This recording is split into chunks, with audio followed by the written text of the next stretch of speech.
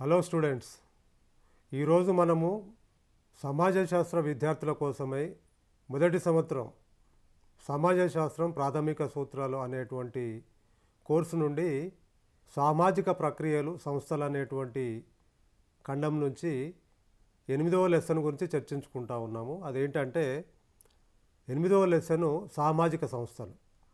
ఈ సామాజిక సంస్థలలో బంధుత్వం కూడా చాలా ముఖ్యమైనది. ఈరోజు మనము బంధుత్వము లేదంటే రాజకీయ వ్యవస్థ, మతము ఇవి కూడా సామాజిక వ్యవస్థలో ముఖ్యమైనవిగా మనం చెప్పుకుంటూ ఉంటాం.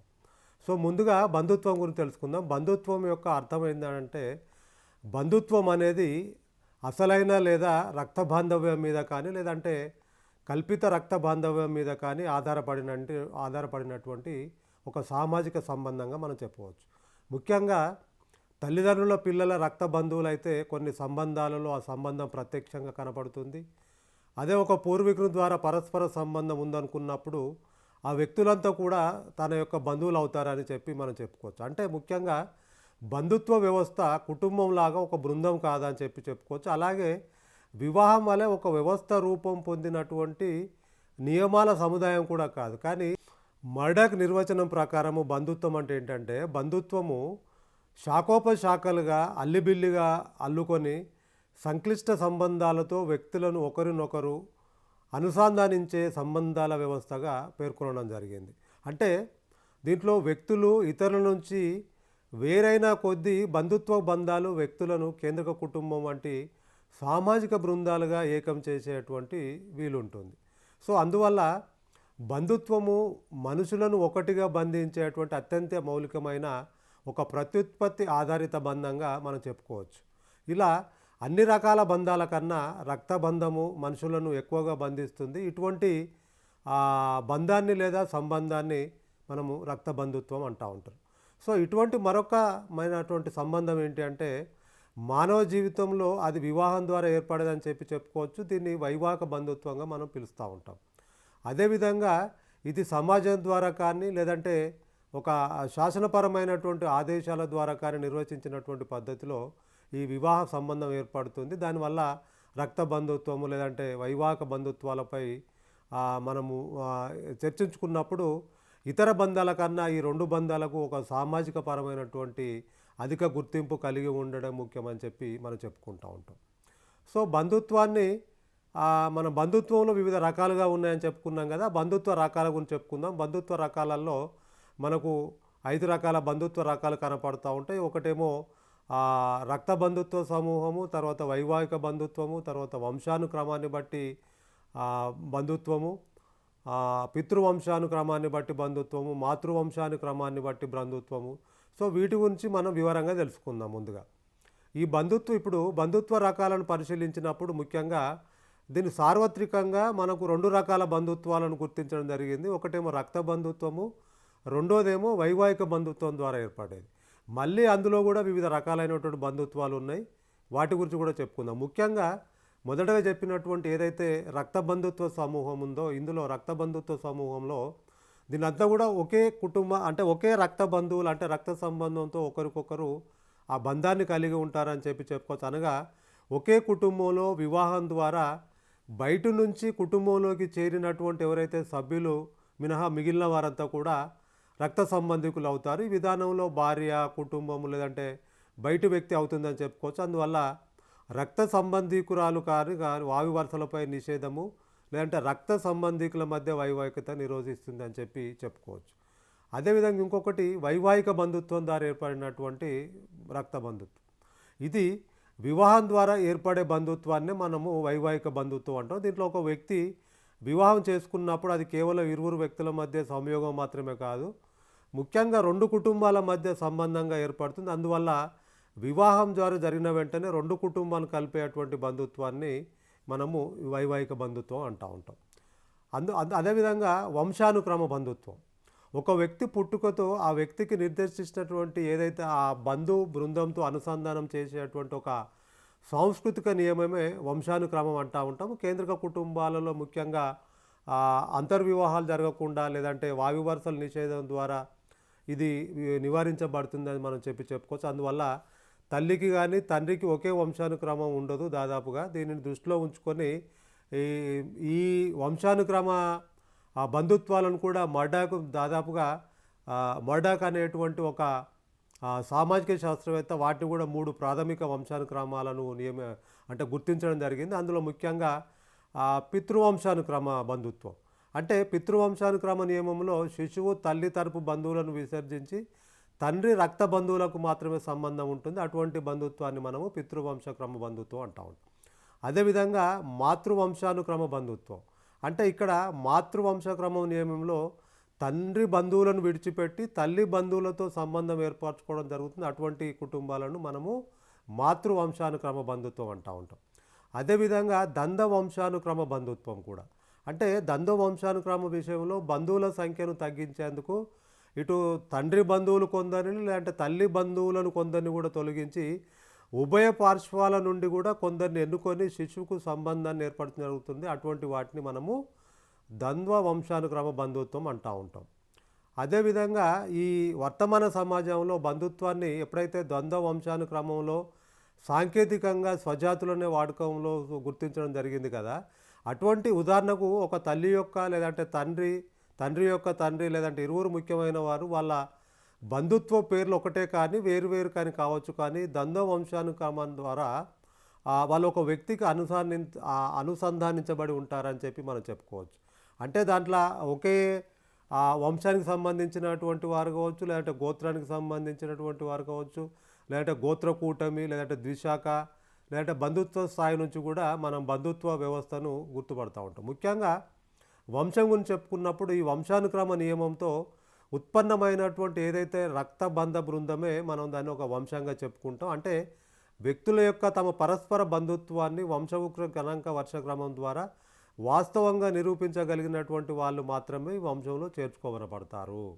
అదేవిధంగా గోత్రం అంటే ఏంటంటే ఒకే వంశవృక్షపు బంధు బృంద సభ్యులంతా కూడా పరస్పర బంధుత్వాన్ని నిర్ధారించలేకపోయినప్పుడు ఒక వాస్తవ పూర్వీకుని లేదా కల్పిత పూర్వీకుని సంతతికి చెందినట్టుగా అంగీకరించడం జరిగితే ఆ బృందాన్ని అంతా కూడా గోత్ర బృందము అంటే గోత్రం అంటూ ఉంటాం. సో ఈ గోత్రంలో చాలా వంశాలు ఉంటాయి అని చెప్పి కూడా చెప్పుకోవచ్చు మనం. అదేవిధంగా గోత్ర కూటమి. సో గోత్ర కూటమి అని అన్నప్పుడు గోత్ర కూటమి అంటే ఏంటి అని అంటే 2 లేదా అంతకు మించినటువంటి ఏదైతే గోత్రాలు ఉన్నాయో ఆ గోత్రాలు ఆనవాయితీగా ఏక వంశానుక్రమ బంధుత్వాన్ని గుర్తిస్తే అలా ఏర్పడినటువంటి బృందాన్ని అంతా కూడా మనము గోత్ర కూటమి అంటూ ఉంటాం. అదేవిధంగా ద్విశాఖ అంటే ఏంటి? ఒక సమూహంలో 2 గోత్ర కూటములు లేదా గోత్రాలు మాత్రమే ఉండి ప్రతి వ్యక్తి అనివార్యంగా ఏదో ఒక గోత్ర కూటమిలో సభ్యుడైతే ఆ విభజనను ద్విశాఖ అంటూ ఉంటాం. అదేవిధంగా బంధుత్వ స్థాయి అంటే ప్రతి వ్యక్తి తన కుటుంబంలోని సభ్యులతో రకరకాల బంధుత్వాల ద్వారా బంధించబడి ఉంటాడు. అటువంటి బంధాల ద్వారా ఒక వ్యక్తికి కొందరు దగ్గరి బంధువులుగాను మరికొందరు దూర బంధువులుగాను పరిగణించబడతారని అనుకున్నప్పుడు ఇంతకుముందు మనం చెప్పుకున్నటువంటి విధంగా ప్రతి వ్యక్తి తన జీవిత కాలంలో ముందుగా తాను పుట్టిన కుటుంబానికి లేదంటే ఆ తర్వాత కాలంలో వివాహానంతరం తాను నెలకొల్పేటువంటి సంతానోత్పాదక కుటుంబానికి చెందడం జరుగుతూ ఉంటుంది.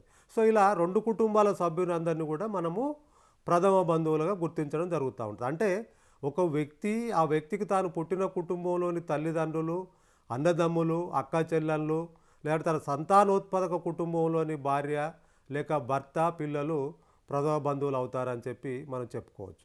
అదేవిధంగా ద్వితీయ బంధువులు ఎవరు అంటే ఒక వ్యక్తికి చెందినటువంటి ప్రథమ బంధువులలో ప్రతి ఒక్కరికి సహజంగానే తమ సొంత ప్రథమ బంధువు ఉంటారు. కానీ ఏ వ్యక్తికైనా తన తండ్రి ప్రథమ బంధువు అయితే ఆ తండ్రికి అతని తండ్రి లేదంటే ప్రథమ బంధువు అప్పుడు మొదటి వ్యక్తికి తన తాత ద్వితీయ బంధువు అవుతాడు. ఉదాహరణకి తల్లి సోదరుడు లేదంటే తండ్రి సోదరి లేదంటే భార్య తండ్రి, కొడుకు భార్య ఈ మొదలైన వారంతా కూడా ద్వితీయ బంధువులు అవుతూ ఉంటారు. సో అట్లా మనం అదేవిధంగా ఈ బంధుత్వ బంధాలను ఎప్పుడైతే వివిధ స్థాయిలలో గుర్తించినామో అయితే అదే సేమ్ ఇతర స్థాయిలలోని బంధువులందరూ కూడా దూర బంధువులు అనే కోవలోకి వస్తారని కూడా మనం చెప్పుకోవచ్చు. అంతేకాకుండా బంధుత్వ పరిభాష కూడా ఉంటుంది. అంటే వ్యక్తులు సమాజంలో వాళ్ళ నడవడికల్లో లేదంటే వాళ్ళు నడిచేటువంటి ప్రక్రియలో ఈ బంధుత్వ పరిభాష కూడా కొంత ముఖ్య పాత్ర పోషిస్తూ ఉంటుంది. ఆ బంధుత్వ పరిభాషను మనం ఏం చెప్పుకోవచ్చు అంటే, ఒక వ్యక్తి విభిన్న వ్యక్తులతో ఎలాంటి సంబంధము కలిగి ఉన్నారో ఈ బంధుత్వ పదజాలం ద్వారా కూడా మనం గుర్తించడం జరుగుతూ ఉంటుంది. ఉదాహరణకి రక్త సంబంధం ద్వారా ఏ విధంగా వాళ్ళ పరిభాష ఉంటుంది, లేదంటే వైవాహిక సంబంధం ద్వారా బంధుత్వం కలిగినటువంటి వ్యక్తులను గుర్తించేందుకు ఒక వేరువేరు బంధుత్వ పదజాలాన్ని ఉపయోగించడం జరుగుతూ ఉంటుంది. ముఖ్యంగా తండ్రి లేదా తమ్ముడు వంటి సంబంధాలను తెలియజేయడానికి ఒకే పదం సరిపోతుంది. కానీ మనము వాళ్ళకు వివాహం అయిన తర్వాత ఈ వైవాహిక రక్త సంబంధీకులు ఎప్పుడైతే ఏర్పడుతూ ఉంటారో, దాంట్లో రక్త సంబంధికుల తరపున వచ్చినటువంటి అంకులు అంటూ ఉంటాం. అంటే మామ కావచ్చు, లేదంటే చిన్నాన్నలు కావచ్చు, మొదలైన వారిని గుర్తించడానికి భిన్నమైనటువంటి ఒక బంధుత్వ పదజాలం ఉంటుంది. అది వివిధ రకాల భాషల్లో ఒక వ్యక్తికి ఇతరులతో కూడి ఉండేటువంటి బంధుత్వాన్ని మనం వేరువేరుగా సూచించడం జరుగుతూ ఉంటుంది. ముఖ్యంగా దానికి ఒక సమాజ శాస్త్రవేత్త అయినటువంటి మోర్గాన్ సమాజంలో బంధుత్వ పదజాలాన్ని 2 రకాలుగా చెప్పడం జరిగింది. అదేమో ఒకటేమో వివరణాత్మకమైనది, రెండోదేమో వర్ణనాత్మకమైనది. సో దాంట్లో ఈ వివరణాత్మకమైనటువంటి పదజాలంలో ఏముంటుందంటే, ఒక వ్యక్తికి మరొక వ్యక్తికి గల బంధుత్వము ఒకే రకమైన అంటే తెలియజేయడం జరుగుతూ ఉంది. ఉదాహరణకి సోదరుడు. అదేవిధంగా వర్ణనాత్మక పదజాలము విభిన్న రకాల బంధుత్వాలను తెలియజేస్తుంది. ఉదాహరణకి మామ, లేదంటే తండ్రి తమ్ముడిని, తల్లి తమ్ముడిని, తండ్రి చెల్లెల్ని, భర్తను సూచించేటువంటి ఈ 2 వివరణాత్మకమైనది, వర్ణనాత్మకమైనటువంటి 2 రకాలుగా ఉంటుందని చెప్పి మనం చెప్పుకోవచ్చు. అదేవిధంగా బంధుత్వ ఆచరణలు. ఈ బంధుత్వ ఆచరణలు అంటే వివాహం జరిగిన తర్వాతనో, లేదంటే ఒక కుటుంబ వ్యవస్థ ఏర్పడిన తర్వాతనో ఎప్పుడైతే బంధుత్వం ఏర్పడుతుందో, ఆ బంధుత్వం ఏర్పడేటువంటి క్రమంలో కొన్ని ఆచరణలు కూడా ఈ బంధుత్వ పదజాలంలో, లేదంటే బంధుత్వంలో ఉన్నటువంటి వ్యక్తుల మధ్యన కొన్ని ఆచరణలు కూడా ఉంటాయి. వాటిని మనం ముఖ్యంగా ఈ బంధుత్వ ఆచరణలను ఎందుకు మనం చేయాల్సి వచ్చిందంటే, సమాజంలో లేదంటే ఆ బంధువులలో, ఆ బంధు సమూహాలలో ఉండేటువంటి వాళ్ళకు ఇచ్చేటువంటి గౌరవ సంబంధాలు, లేదంటే వర్ణ సంబంధాలు, లేదంటే పరిహాస సంబంధాలు ముఖ్యమైనవిగా మనం చెప్పుకోవచ్చు. ముఖ్యంగా దీంట్లో మొదటగా చెప్పుకున్నటువంటి బంధుత్వ ఆచరణల్లో గౌరవ సంబంధాలు, వైదొలుగు సంబంధాలు, లేదంటే పరిహాస సంబంధాలు అనేటువంటి 3 రకాల సంబంధాలు ఉంటాయి. ముఖ్యంగా ఈ గౌరవ సంబంధాల గురించి చెప్పుకున్నప్పుడు, ఈ రకమైనటువంటి ఏదైతే గౌరవ సంబంధాలు ఉన్నాయో సాధారణంగా బంధువుల పట్ల గౌరవం చూపడం, లేదంటే నిర్ణీత బంధువులు వచ్చినప్పుడు లేచి నిలబడము, లేదంటే పెద్దల పట్ల ఒక గౌరవాన్ని చూపించడం, వినయం చూపెట్టడం, లేదంటే పెద్దవాళ్ళ సమక్షంలో ప్రవర్తించేటువంటి తీరులో గౌరవం కనబరచడంలో ఈ సంబంధాలు కనపడుతూ ఉంటాయి. ఉదాహరణకి ఇంట్లో తల్లిదండ్రులు ఉన్నప్పుడు, లేదంటే పెద్దల పట్ల పిల్లలు గౌరవం చూపెట్టడం, లేదంటే ఇంట్లో కూర్చున్నప్పుడు బయట వ్యక్తుల నుంచి ఇంకా ఇతర పెద్దవాళ్ళు వచ్చినప్పుడు వాళ్ళకు గౌరవం ఇవ్వడం, ఇటువంటి అన్నీ కూడా గౌరవ సంబంధాలను చూపెడుతూ ఉంటాయి. అదేవిధంగా వైదొలుగు సంబంధాలు.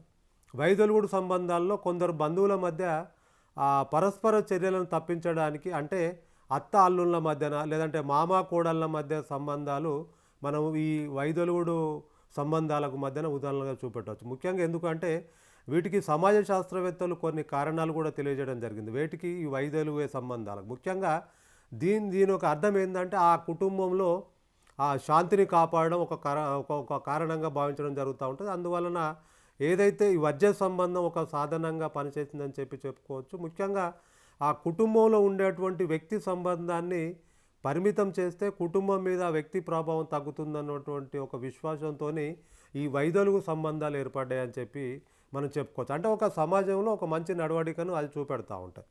సో అదేవిధంగా పరిహాస సంబంధాలు. ఈ కొన్ని బంధువుల మధ్యన సమానత భావము, లేదంటే అన్యోన్యత భావం ద్వారా ఏర్పడేటువంటి ఏదైతే అతి చనువు ఉంటుందో అతి చనువు సంబంధాలను సూచించేవే ఈ పరిహాస సంబంధాలుగా మనం చెప్తూ ఉంటాం. ఒక వ్యక్తి అతని భార్య యొక్క చెల్లెలు అంటే మరదలతోని పరిహాస పడడం, లేదంటే మధ్య సంబంధాల వంటి కొన్నిటిని వీటికి ఉదాహరణలుగా మనం చెప్తూ ఉంటాం. సో ఇట్లా ఈ బంధుత్వంలో కూడా మనము ఈ వివిధ రకాలైనటువంటి సంబంధాలను చెప్పుకోవచ్చు. అదేవిధంగా ఈ మధ్యన అంటే ఒకప్పుడు బంధుత్వంకి ఉన్నంత ఒక స్థాయి ఈ మధ్యకాలంలో రాను బంధువుల మధ్యన, లేదంటే బంధుత్వాల మధ్యన కూడా బంధుత్వ వ్యవస్థలో కూడా మార్పులు చోటు చేసుకుంటా ఉన్నాయి. ఎందుకనంటే ఇప్పుడు వచ్చినటువంటి ఏదైతే మనం అనుకునేటువంటి గ్లోబలైజేషను, ప్రైవేటైజేషను, లేదంటే సామాజికీకరణ, ఇవన్నీ కూడా ఈ బంధుత్వ వ్యవస్థలో అనేక రకాలైనటువంటి మార్పులను తెస్తున్నాయని చెప్పుకోవచ్చు. ముఖ్యంగా చెప్పుకుంటే ఇప్పుడు అన్ని సందర్భాలలో వ్యక్తి యొక్క సుఖదుఖాలను పంచుకోవడానికి బంధుత్వ బంధం అనేది చాలా కీలకమైనదిగా మనం చెప్పుకోవచ్చు. ఎందుకు అంటే ఒక వ్యక్తిగా సమాజంలో ఒక వ్యక్తే ముందుకు సాగడానికి ఆస్కారం ఉండదు. తనకు ఎట్లయితే కుటుంబము, లేదంటే మిగతా మతము, లేదంటే రాజకీయ వ్యవస్థ ఇట్లా ఎలాగైతే ఉంటుందో అదేవిధంగా ప్రతి వ్యక్తికి కూడా బంధుత్వం అనేది చాలా అవసరం పడుతుంది. ఎందుకంటే తన ఆపదలో కానీ సంపదలలో కానీ ఈ బంధుత్వ బంధం అనేది చాలా కీలకమైనదిగా చెప్పుకోవచ్చు. ముఖ్యంగా వ్యక్తికి ఎక్కడైతే అవసరమైనటువంటి సందర్భాలలో ఈ బంధువులు ఏకమై సహాయం అందిస్తారని మనం చెప్పుకుంటూ ఉంటాం. అయితే క్రమంగా ఈ బంధుత్వ బంధం బలహీనం అవుతున్నదని చెప్పుకోవచ్చు. ముఖ్యంగా ఎందుకంటే వ్యక్తి తన బంధువులతో ప్రతిచర్యలు నిర్వహించడం లేదని చెప్పలేము. కానీ క్రమక్రమంగా ఇప్పుడున్నటువంటి వ్యవస్థలో క్రమంగా తగ్గుముఖం పడుతూ ఉన్నది. ఎందుకంటే దీనికి ముఖ్య కారణం ఏంటంటే కుటుంబ వ్యవస్థలో వస్తున్నటువంటి ఏదైతే మార్పులు ఉన్నాయో మార్పుల కారణంగా బంధుత్వాల బంధం కూడా పట్టుకోల్పోతూ ఉన్నది. మనం చెప్పినాం ఇంతకుముందు ఉన్నటువంటి ఉమ్మడి కుటుంబాలు ఏవైతే ఉన్నాయో ఉమ్మడి కుటుంబాల స్థానంలో ఎక్కడైతే కేంద్రక కుటుంబాలు న్యూక్లియర్ ఫ్యామిలీస్ వచ్చినాయో న్యూక్లియర్ ఫ్యామిలీస్ రావడానికి గల కారణాలు కూడా మనం చెప్పుకున్నాం. ఎందుకంటే వాళ్ళు ఉద్యోగరీత్యా పట్టణ ప్రాంతాలకు రావడం, లేదంటే గ్రామీణ ప్రాంతాల్లో సరైనటువంటి కమతాలు లేకపోవడము, వాటర్ ప్రాబ్లం ఉండడం, ఎన్విరాన్మెంటల్ ప్రాబ్లమ్స్ ఉండడము, వీటన్నిటి ద్వారా ఎప్పుడైతే వ్యక్తులు వాళ్ళ బ్రతుకు తెరువు కోసము వాళ్ళ ఉన్నతమైనటువంటి స్థానాన్ని సంపాదించుకోవడానికి వాళ్ళు ఆ ఉమ్మడి కుటుంబం నుంచి విడిపోయి ఎక్కడైతే న్యూక్లియర్ ఫ్యామిలీస్ లేదంటే ఇటువంటి ఏర్పడతా ఉన్నాయో, కేంద్రక కుటుంబాలు ఏర్పడతా ఉన్నాయో, ఆ కేంద్రక కుటుంబాల యొక్క ఆ కుటుంబ వ్యవస్థలో వచ్చినటువంటి మార్పుల కారణంగా బంధుత్వాల యొక్క బంధం కూడా పట్టుకోల్పోతుందని చెప్పి మనం చెప్పుకోవచ్చు. అదేవిధంగా నేటి తరం పిల్లలు కనీసం సమీప బంధువుల పేర్లు కూడా అంతకుముందు మనం ఒక 20 ఇయర్స్ బ్యాక్ 30 ఇయర్స్ బ్యాక్ లేదంటే స్వతంత్రానికి పూర్వం తీసుకుంటే పెద్ద పెద్ద ఉమ్మడి కుటుంబాలు ఆ ఊర్లలో గ్రామీణ ప్రాంతాల్లో కలిసికట్టుగా ఉండి అందరి పేర్లు గుర్తుపట్టడం, లేదంటే మనకు ఉన్నటువంటి చుట్టాలు దగ్గరగా అంటే ఫ్రీక్వెన్సీగా అన్ని పండుగలలో కానీ మిగతా కార్యక్రమాలలో కానీ దగ్గరగా కలిసి ఉండడం వల్ల ఎవరు బంధువులు ఎవరు మనకు దగ్గర వాళ్ళు అనేటువంటి వాళ్ళం కనీసం పేర్లు గుర్తుపట్టేటువంటి స్థాయి ఆ పరిస్థితులలో ఉండే. ఇప్పుడు ఈ క్రమక్రమంగా గ్లోబలైజేషన్ ఉరుకుల పరుగుల జీవితంలో ఎక్కడో ఉన్నటువంటి కేంద్రక కుటుంబ స్థానాలలో ఉద్యోగరీత్యా ప్రొద్దున లేస్తే పరుగు, లేదంటే ఇప్పుడు పెరిగినటువంటి ట్రాన్స్పోర్ట్ కానీ లేదంటే ఇవన్నీ వ్యవస్థలలో టైమే సరిపోక మీరు చూడండి విచిత్రం ఏంటంటే కొన్ని కుటుంబాలలో ఆ పిల్లల కనీసం తండ్రి ఆ ఫేస్ చూసేటువంటి అంటే కొంతకాలం దాకా ఫేస్ చూసేటువంటి బర్త్డేలప్పుడు ఎప్పుడో ఫేస్ చూసేటువంటి కార్యక్రమం జరుగుతూ ఉంటుంది. ఎందుకంటే తను చేసేటువంటి ఉద్యోగరీత్యా ఎక్కడో ఆఫీస్కు ఎక్కడో కొన్ని 20-30 కిలోమీటర్ల దూరంలో ఉంటాడు, లేదంటే ఒక ప్రాంతం నుంచి ఇంకొక ప్రాంతానికి జర్నీ చేయాల్సిన అవసరం పడుతూ ఉంటుంది. ఎప్పుడో పొద్దున 5 గంటలకు లేచి పిల్లగాడు లేవకముందే తన ఉద్యోగరీత్యా ప్రయాణానికి బయలుదేరుతూ ఉంటాడు. మళ్ళీ ఏ రాత్రికో వచ్చి అప్పటికి వచ్చే వరకు తన పిల్లలు పడుకొని ఉంటా ఉంటారు. సో ఇటువంటి పరిస్థితులలో అంటే నేటి తరం పిల్లలు కనీసం ఎవరు బంధువులు ఏంటి అనేటువంటి బంధువుల పేర్లు కూడా తెలియకపోవడం వల్ల ఈ బంధుత్వ వ్యవస్థలో అనేక రకాలైనటువంటి తెలియనంత స్థితిలో ఉంటున్నారు. కాబట్టి ఈ బంధువుల మధ్యన అంటే తారతమ్యం ఏర్పడుతుందని చెప్పుకోవచ్చు. ముఖ్యంగా ఇంకా చెప్పుకోవాలనుకుంటే క్రమంగా ఎక్కడైతే వివాహము లేదంటే కుటుంబ వ్యవస్థలో మార్పులు ఎక్కడైతే మనం జరుగుతున్నాయని చెప్పుకున్నామో నేటి కాలంలో వివాహాలు లేదంటే కుటుంబము ప్రాతిపాదికగా లేదా నేపథ్యంగా జరగలేదు. అంతకుముందు మనం చూసుకుంటే బంధువుల మధ్యన ఉన్నటువంటి రిలేషన్తోనూ ఇంకా మిగతా వాటితోనూ ఆ వివాహాలు జరిగేటి, మేనరిక వివాహాలు కానీ లేదంటే దగ్గర బంధువులు చూసినటువంటి పిల్లలను చూసి పెళ్లి చేసుకోవడం కానీ మారుతున్నటువంటి కాలక్రమేణా కుటుంబ వ్యవస్థలో వస్తున్నటువంటి మార్పు ఇప్పుడు వచ్చినటువంటి ఈ ఏదైతే కేంద్రక కుటుంబాలు గ్లోబలైజేషన్ ప్రైవేటైజేషన్ ఈ పద్ధతులలో ఎక్కడైతే మనం అంటే వివాహ వ్యవస్థలో కానీ కుటుంబ వ్యవస్థలో కానీ వచ్చినటువంటి మార్పులు ఏవైతే ఉన్నాయో ఆ మార్పులన్నీ కూడా బంధుత్వ వ్యవస్థను కొంతవరకు అంటే దూరం చేసినాయని చెప్పుకోవచ్చు. అట్లా ఈ ఉమ్మడి ఆసక్తులు లేదంటే ఆర్థిక అంశాలు ఒకే ఆలోచన విధానం కారణంగా జరుగుతున్నాయని చెప్పుకున్నప్పుడు ఇవన్నీ కూడా సమాజంలో వస్తున్నటువంటి ఏదైతే విస్తృత మార్పులలో భాగంగా ఈ బంధుత్వాలలోనూ అనేక మార్పులు చోటు చేసుకుంటున్నాయని చెప్పుకోవచ్చు. ముఖ్యంగా ఈ సమాజంపై బంధుత్వం కన్నా ఇతర సామాజిక నిర్మిత అంశాలైనటువంటి ప్రభుత్వము, రాజ్యము లేదంటే స్నేహితుల యొక్క ఇవన్నీ కూడా ఎక్కువగా ప్రభావం చూపెడుతున్నాయని చెప్పి మనం చెప్పుకోవచ్చు.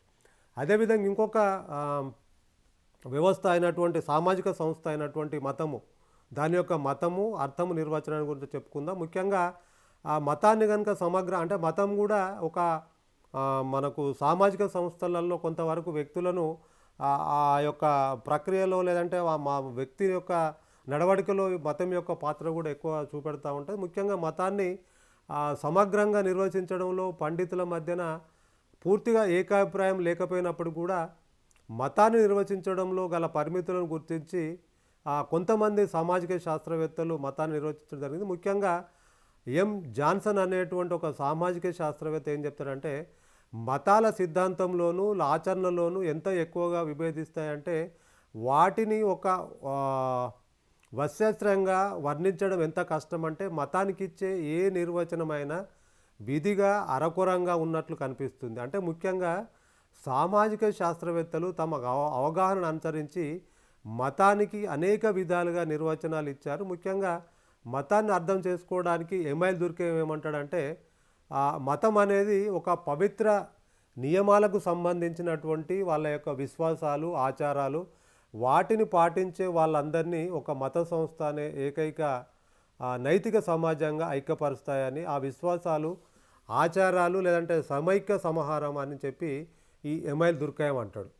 అంటే ముఖ్యంగా జేమ్స్ ఏ ప్రేజర్ అనేటువంటి ఇంకొక సామాజిక శాస్త్రవేత్త ఏం చెప్తాడంటే, ఎక్కడైతే ప్రకృతి గతిని లేదంటే మానవ జీవిత గతిని నియంత్రించి నడిపించేటువంటి ఒక మానవాతీత శక్తులు ఉన్నాయనుకోండి, వాటిని నమ్మడమే మతం అని చెప్పేసి జేమ్స్ ఏ ప్రేజర్ చెప్తారు. అంటే ఇట్లా ఈ మతం అనేది అంతిమార్థం ఏం చెప్పుకోవచ్చు అంటే, ఎక్కడైతే మానవ అన్వేషణకు సంబంధించినటువంటి ప్రవర్తన నడిపించేటువంటి ఒక నియమాల వ్యవస్థ, అంటే నియమాల వ్యవస్థ అంటే ఓహో ఇది ఉంటుంది, ఇది ఉండాలి, ఇలా నడవాలి, సమాజంలో ఇలా ఉండాలి, వ్యక్తులతో ఇలా నడుచుకోవాలి అనేటువంటి ఒక యొక్క ఆ ప్రవర్తన నడిపించే నియమాల యొక్క వ్యవస్థ అని చెప్పి చెప్పుకోవచ్చు. ముఖ్యంగా ఈ అంతిమ అర్థం అంటే మతం యొక్క అంతిమ అర్థం ఏంటంటే, జీవితము లేదంటే మరణము వివరించడానికి కష్టమైనటువంటి ఏదైతే ఇతర ఘటనలు అర్థం చేసుకోవడం అంటే అన్వేషణే ఒక మత ప్రవర్తనల యొక్క మౌలిక ఇతివృత్తంగా మనం చెప్పుకోవచ్చు. సో ముఖ్యంగా అదేవిధంగా మతం యొక్క లక్షణాలు, మత లక్షణాలను మనం చెప్పుకున్నప్పుడు మత లక్షణాలను మనం 6 రకాలుగా చెప్పుకుంటూ ఉంటాం. మొదటి లక్షణం ఏంటంటే, మతానికి ఉన్నటువంటి మొదటి లక్షణము మతము బృంద దృగ్విషయము. అంటే మతము బృంద దృగ్విషయం అయినప్పటికీ, అంటే ఒక బృందానికి సంబంధించినటువంటి ఒక కొంతమంది కుటుంబాలకు సంబంధించినటువంటి అయినప్పటికీ వివిధ కారణాల వల్ల వైయక్తిక విషయంగా కూడా పరిగణించాలి. ముఖ్యంగా మతంలో వ్యక్తిగత అనుభూతులు లేదంటే ఆలోచనలు ఇమిడి ఉన్నాయని చెప్పి చెప్పుకోవచ్చు. అలాగనే బృంద నమ్మకాలు, ఉమ్మడి ఆలోచనలు కూడా ఈ మత బృంద దృగ్విషయంలో ఉంటాయి. అదేవిధంగా మతము ఆది భౌతిక విషయాల పట్ల ఆసక్తి కనబరుస్తూ ఉంటుంది. అంటే మతము పవిత్రమైనటువంటి అంశాలపై దృష్టి పెడుతుంది. మరో విధంగా చెప్పాలంటే ఏదైతే లౌకికమైనటువంటి వాటి నుంచి దూరంగా ఉంచే ప్రయత్నం చేస్తుంది. మతంలో తెలియని దాని గురించి భయము, ఆశ్చర్యము, గౌరవము వ్యక్తం చేసేటువంటి ధోరణి కనపడుతుంది. కాబట్టి దీన్ని అభౌతికత అంటే అపవిత్రత, అభౌతికత విషయాల పట్ల ఆసక్తి ఉంటుందని చెప్పి చెప్పుకోవచ్చు. అదేవిధంగా మతము కొన్ని విశ్వాసాల సముదాయం. ప్రతి మతానికి ఒక పవిత్ర గ్రంథం ఉంటుంది. అది ఆ బృంద విశ్వాసాలను వెల్లడించడం లేదా కనీసం ఆ విశ్వాసాలను నియమించడానికి ప్రతిపాదికను సమకూరుతుందని చెప్పి చెప్పుకోవచ్చు. మనం చెప్తూ ఉంటాం, ఏదైతే భారతదేశ వ్యాప్తంగా లేదంటే ప్రపంచవ్యాప్తంగా ఉన్నటువంటి ఏదైతే మతాలు ఉన్నాయో ఆ మతాలకు సంబంధించినటువంటి వాళ్ళ యొక్క పవిత్ర గ్రంథాలు ఉంటాయి. ఆ పవిత్ర గ్రంథాలలో నియమించినటువంటి లిఖించబడ్డటువంటి నియమాలకు ఆధారంగా వాళ్ళు ఆ మతాన్ని నమ్ముతూ ఉంటారు. సో అదేవిధంగా మతము ఆచారాలు, వేడుకలతో కూడినది. ఏ మతానికైనా అత్యంత నమ్మకమైనటువంటి స్పష్టమైనటువంటి క్రియల్లో ఒకటి అక్కడ ఆ మతం చేసుకునేటువంటి మత కర్మలు లేదంటే విశ్వాసాల నుండి ఉత్పన్నమయ్యేటువంటి కార్యకలాపాలను నిర్వహించడము, లేదంటే వాళ్ళ విశ్వాసాలు, బాహ్య సాంకేతిక వ్యక్తీకరణ లేదంటే పితృదేవతలకు ఆహారాన్ని అర్పించవాలి. ఇటువంటి అన్నీ కూడా మతము, ఆచారాల, వేడుకలు అన్నీ కూడినటువంటిది ఉంటుంది. తర్వాత మతంలో నైతిక నియమాల కూడా ఇమిడి ఉంటాయి. ముఖ్యంగా మతము వ్యక్తిని ఒక నియమిత పద్ధతుల్లో ప్రవర్తించేటట్టు ప్రభావం చూపుతుందని చెప్పి చెప్పుకోవచ్చు. మతము భావోద్వేగాలకు కూడా సంబంధించినది. అంటే మతము ఉద్వేగాలు, అనుభూతులతో కూడినది. వ్యక్తి జీవితంలో మతపరమైనటువంటి అంశాలు కూడా కీలక పాత్రను పోషిస్తాయి. కొందరికి మతం మత్తు లాంటిది అయినప్పుడు కూడా ఆ వ్యక్తులు వాళ్ళ వాళ్ళ మతాన్ని బట్టి భావోద్వేగాలతో సమతుల్యం కోల్పోయినప్పుడు తను ఆ యొక్క మతం వైపు వెళ్ళడం జరుగుతుందని, అంటే మతము భావోద్వేగాలకు సంబంధించినదని కూడా. అదేవిధంగా మతం యొక్క రూపాలు, మత రూపాలు అని చెప్పుకున్నప్పుడు యొక్క మత విశ్వాసాలు, దాంట్లో మనము రెండు చెప్పుకోవచ్చు. ఒకటేమో సర్వత్వవాదము, రెండోదేమో జీవాత్మవాదం అని. సో అలౌకిక శక్తులు లేదా శక్తులపై ఒక నిర్దేశిత అజ్ఞానపు విశ్వాసమే మనము మత విశ్వాసంగా భావించడం జరుగుతుంది. అంటే ఒక ఏదైతే ఒక అంశాన్ని తీసుకుంటామో ఆ అంశంపై ప్రత్యక్షంగా రుజువుపరిచేటువంటి వాస్తవాలు లేనప్పుడు ఆ మత విశ్వాసాలను గుడ్డిగా నమ్మడం జరుగుతూ ఉంటుంది. దాంట్లో మనము అదృష్టము, దురదృష్టము నుంచి ఒక శకునం మొదలైన ఇట్లాంటివి అన్నీ చెప్తూ ఉంటాం. సో దాంట్లో సర్వత్వవాదం, అంటే ఈ మతంలో ఉన్నటువంటి సర్వత్వవాదం ఏం చెప్తుందంటే, ఏదైతే ఇప్పుడు మనం ఇంతకుముందు చెప్పుకున్నట్టు పైన ఉన్నటువంటి మతాలలో ఉండేటువంటి ఆ నమ్మకం ఇవన్నీ కూడా అన్ని వస్తువులలోనూ, ప్రాణము ఉన్న వాటిలోనూ లేని వాటిలోనూ, ప్రకృతి అంతా కూడా ఒక దృగ్విషయాలలోనూ ఆత్మ ఉందని నమ్మడము. టైలర్ ఏం చెప్తాడంటే, టైలర్ అభిప్రాయంలో సర్వత్వవాదము మానవుని యొక్క మొట్టమొదటి మతరూపం అని చెప్తాడు. సో అక్కడ ఆత్మ అనేది శాశ్వతంగా లేదా తాత్కాలికంగా ఉంటుంది. అంటే సకల కార్యకలాపాలకు ఆత్మలే కారణం కాబట్టి ఈ మానవుల జీవితాలపై అధికారం గల ఇతర ఆత్మలు ఉన్నాయనే నమ్మకం కూడా ఉంటుంది. ఒకవేళ ఈ సర్వత్వవాదంలో ఈ ప్రాణభూతమైన అంశం ఆత్మ కాబట్టి ఇది స్థల కారకాలకు లోబడి సంచరిస్తుంది అని చెప్పి మనం చెప్పుకుంటూ ఉంటాం. అదేవిధంగా జీవాత్మవాదం. సో జీవాత్మవాదంలో ముఖ్యంగా ఎక్కడైతే దీంట్లో ఏదైతే మతంలో ఉండేటువంటి అతీంద్రియ లేదంటే జంతువుల లేదంటే సహజ దృగ్విషయాలలో ఈ అవ్యవస్థీకృత శక్తులు ఉన్నాయని నమ్మడమే మన జీవాత్మవాదం అని అంటూ ఉంటాం. అదేవిధంగా మంత్ర విద్య, అంటే ఒక నిర్దిష్ట చర్యలు నిర్వహిస్తూ కోరిన ఫలితాలు పొందవచ్చు అనేటువంటి నమ్మకంతో ఈ కర్మలను నిర్వహించడం ద్వారా భౌతిక శక్తులను లేదంటే అభౌతిక శక్తులను ఉపయోగించుకునేటువంటి సంవిధానాన్ని ఈ మంత్ర విద్య అని అంటూ ఉంటాము. కొంత మ్యాజిక్ ఎడ్యుకేషన్ అంటూ ఉంటాం. సో మంత్ర విద్యలోనూ రెండు రకాలు ఉంటాయి. ఒకసారేమో ప్రేజర్ చెప్పినట్టు ఒకటేమో ఒక్కోసారి కలిగేటువంటి, అంటే బ్లాక్ మ్యాజిక్, వైట్ మ్యాజిక్ అనేటువంటి రెండు రకాలుగా ఉంటాయి. దీంట్లో దుష్ట శిష్ట మంత్ర విద్యను దురుద్దేశంతో చేసేటువంటి ఏదైతే మంత్రచర్యలను ఇతరులకు వినాశనాన్ని కానీ లేదంటే హానిని కానీ కలిగించేటువంటి ఉద్దేశంతో చేసేటువంటి వారిని దుష్ట మంత్ర విద్య అని అంటూ ఉంటాం. మరో వాటిలో చెప్పాలనుకుంటే ఇది హానికరమైనది. సో అదేవిధంగా టోటెం వాదం కూడా. టోటెం వాదం ఏం చెప్పుకోవచ్చు అంటే, ఇది ప్రత్యేకంగా మనకు కొన్ని గిరిజన కుటుంబాల్లో కనపడుతూ ఉంటుంది. టోటెమిజం అంటూ ఉంటాం. ఆ గిరిజనలో కనిపించేటువంటి ఒక ప్రాథమికమైనటువంటి మత రూపము. టోటెం అనేది ఒక గణంతో కానీ లేదంటే ఒక వంశంతో కానీ లేదంటే ఇతర సామాజిక బృందంతో కానీ ప్రత్యేకమైనటువంటి సంబంధాన్ని కలిగి ఉండడం జరుగుతూ ఉంటుంది. సో ఈ గిరిజన సమూహం టోటెంతో సంబంధం పెట్టుకొని దాన్ని అంతా కూడా ఒక భక్తిభావంతో చేస్తూ పూజలు చేస్తూ ఉంటారు. అంటే ముఖ్యంగా ఒక చెట్టులో ప్రాణం ఉందని, ఒక గుట్టలో ప్రాణం ఉందని, లేదంటే ప్రతిదాన్ని కూడా వాళ్ళు ఒక మతరూపకంగా చూసుకొని దాన్ని అంతా పూజిస్తూ ఉంటారు. సో అదేవిధంగా సాంకేత ఆరాధన అంటూ ఉంటాం. ఒక మనిషి ఒక వస్తువును కలిగి ఉన్నా లేదంటే ఉపయోగించిన ఆ వస్తువు అతను కోరిన ఫలితాన్ని ఇస్తుందని నమ్మినప్పుడు ఆ వస్తువును సాంకేతికత అంటే సాంకేతం అంటూ ఉంటారు. ఆ సాంకేతికాలకు అసాధమైనటువంటి శక్తులు ఉన్నాయనే నమ్మకంతో ఆరాధిస్తారు. ఇటువంటి ఆరాధన లిపి పుట్టుకకు ముందు కాలం ప్రజల్లో బాగా ప్రాచుర్యంలో ఉండేదని చెప్పి మనం చెప్పుకుంటూ ఉంటాం. అదేవిధంగా మతానికి కొన్ని విధులు కూడా ఉంటాయి. ప్రత్యేకంగా ఆ మతం చెప్పేటువంటి విధులు ఏంటంటే, ఆ మతం నిర్వహించేటువంటి కొన్ని విధులు కూడా ఉన్నాయి. ముఖ్యంగా మతము వ్యక్తికి సంబంధించినటువంటి ప్రాకృతిక సామాజిక ప్రపంచాన్ని వివరిస్తుంది. అదేవిధంగా మతం కొన్ని నియమ నిబంధనలు ప్రజలకు సూచించడం ద్వారా వారి మధ్య సంఘీభావం పెంపొందించేటువంటి ప్రవర్తనను లేదంటే సామాజిక నమ్మకాల ద్వారా ఉమ్మడి విలువలను కూడా పెంపొందిస్తూ ఉంటుంది. అదేవిధంగా మతము వ్యక్తికి వర్తమాన లేదంటే భవిష్యత్తులో జరిగే సంఘటనలపై భయాన్ని తగ్గించి రక్షణ నియంత్రణను అందిస్తూ ఉంటుంది. నాలుగోది, మతము వ్యక్తి సామాజిక జీవనానికి అవసరమైనటువంటి స్వీయ క్రమశిక్షణ అందిస్తుంది. ఐదోది, మతం ఒక వ్యక్తి సమాజంలో మంచి వ్యక్తిగా నిలబడేలా లేదంటే మంచి ఆలోచనలు కలిగేలా సహకరిస్తుంది. ఆరోది జీవితంలోని అస్థిరత లేదంటే మరణం వంటి భావోద్వేగ ఘర్షణ సందర్భాల్లో మతం సహాయకారిగా పనిచేస్తుంది. ఏడవది మతము ఒక వ్యక్తికి తెలియని దాని గురించి సమాధానాలను వివరిస్తుంది.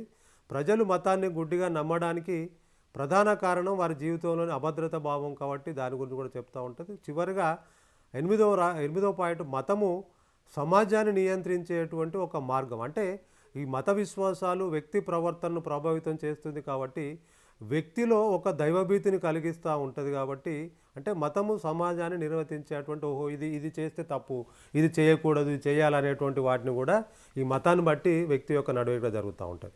చివరగా ఈ మతము కొన్ని విలువలు అందించడం ద్వారా సమాజంలో ఏదో ఒక ప్రత్యేకమైనటువంటి స్థిరత్వాన్ని శాంతిని పెంపొందించుకోవడానికి మతము ప్రతి వ్యక్తిని మంచి చేసేలా ప్రోత్సహిస్తుంది. అలాగే చెడు పనులు చేయకుండా నిరోధిస్తుంది అని చెప్పి మనం చెప్పుకోవచ్చు. ఈ విధంగా మత అంటే సామాజిక సంస్థలలో మనం చెప్పుకున్నట్టు ఈ బంధుత్వము లేదంటే ఇప్పుడు మనం చెప్పుకునేటువంటి మతం కూడా ఒక ప్రముఖమైనటువంటి పాత్రను పోషిస్తాయని చెప్పి చెప్పుకోవచ్చు.